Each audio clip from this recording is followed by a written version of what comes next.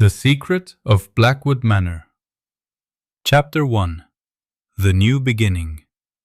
Thomas was a young writer. He lived in a big, noisy city, but he did not like it. The city was always loud. Cars made noise all day and night. People were always in a hurry. Thomas wanted a quiet place to write his new book. He wanted a place with trees, birds, and silence. One day, he saw an advertisement in a newspaper. It said, "Beautiful old house in the countryside for rent. Very cheap. Perfect for writers and artists." The house was called Blackwood Manor. Thomas smiled. "This is exactly what I need," he said to himself. The next day, he packed his bags, took his old typewriter, and caught a train to a small village called Oak Ridge. When the train stopped, Thomas stepped outside. The air was fresh and clean. The village was very small. There were only a few shops, a small bakery, and an old pub. Thomas walked to the pub to ask for directions. Inside, an old man with grey hair was cleaning glasses. His name was Arthur. "Excuse me," Thomas said politely. "Can you tell me how to get to Blackwood Manor?" Arthur stopped cleaning the glass. He looked at Thomas with wide eyes. The pub became very quiet. "Blackwood Manor?" Arthur asked, his voice low. "Why do you want to go there, young man?" "I rented it," Thomas replied. "I am a writer.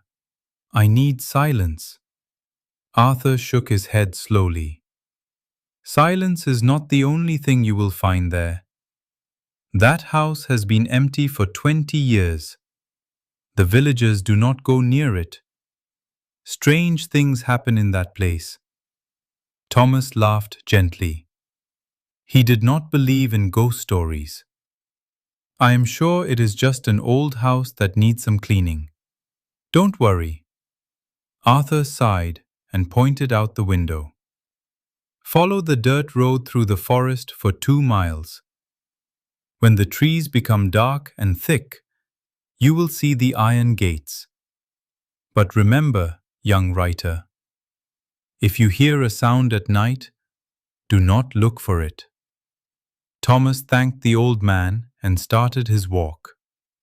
The sun was beginning to set, painting the sky in deep shades of orange and purple. Chapter 2.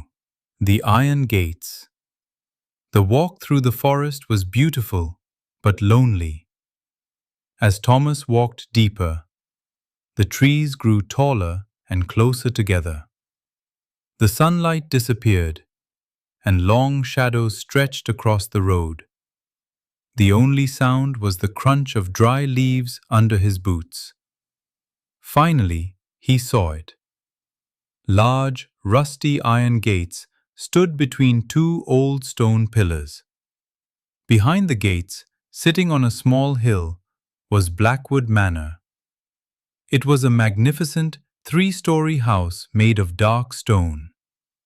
Ivy covered the walls, and the windows looked like dark eyes watching the forest. It looked lonely, but beautiful in a mysterious way. Thomas pushed the heavy gates. They opened with a loud, piercing creak that echoed through the quiet forest. He walked up the stone path to the front door. The key was exactly where the owner said it would be, under a heavy iron flower pot. He opened the door and stepped inside. The air inside was cold and smelled of dust and old paper. Thomas turned on his flashlight. The entrance hall was grand. A large wooden staircase led to the second floor. A thick layer of dust covered everything. The old paintings on the walls, the long velvet curtains, and the elegant furniture. Thomas found the living room. It had a large fireplace and a comfortable leather armchair. "It needs some work, but it is perfect," Thomas whispered. He spent the next 2 hours cleaning the living room and a small bedroom upstairs. He built a warm fire in the fireplace.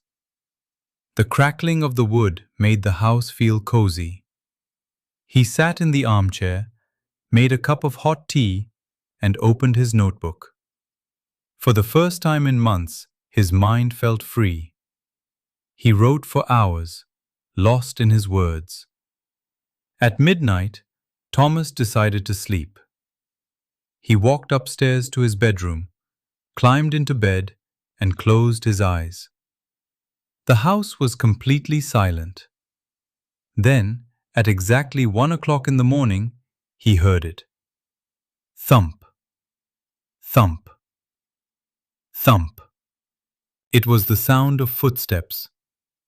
But they were not on his floor. They were coming from directly above his head, from the 3rd floor. The floor that was supposed to be completely locked and empty.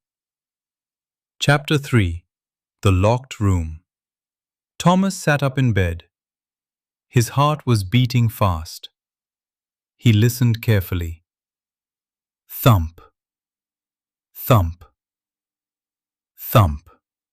The footsteps moved slowly across the ceiling, then stopped.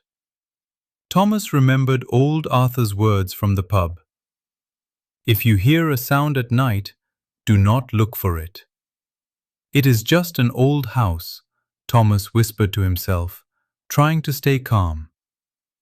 "It is just the wind, or maybe a wild animal like a raccoon." He covered his head with his blanket and tried to sleep. After an hour, the sound did not return, and he finally fell asleep. The next morning, the sun was shining brightly through the window. The terrifying feelings of the night disappeared.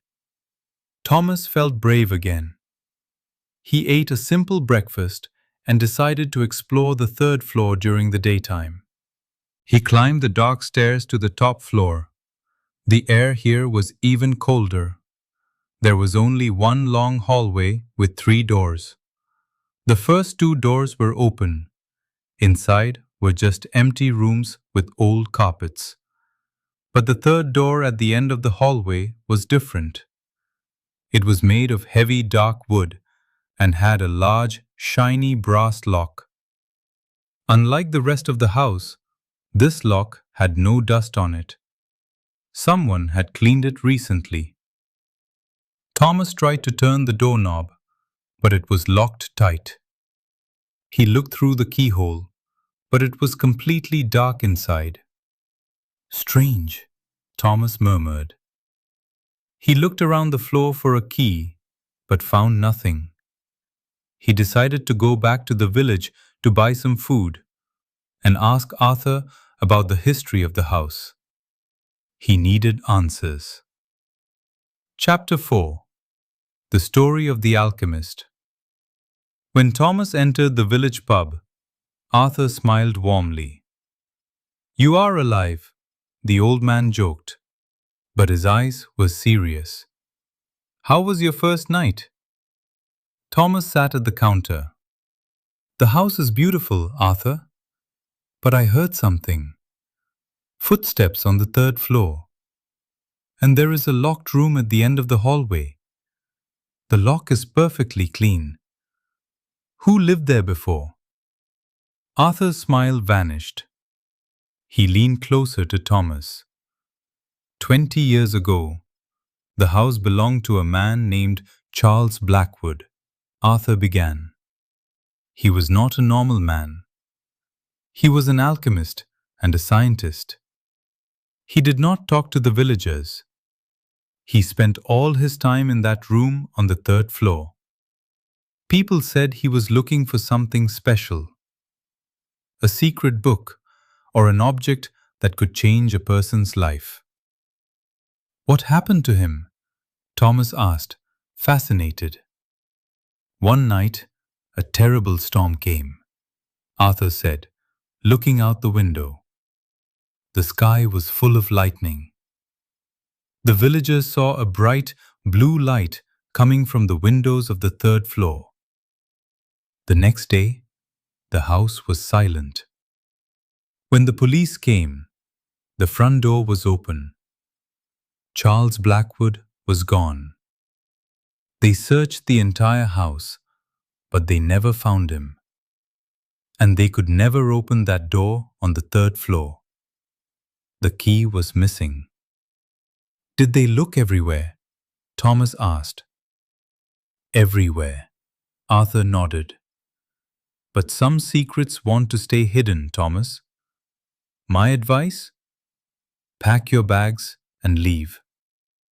Thomas thanked Arthur, but he could not leave. He was a writer, and this was the most interesting story he had ever heard.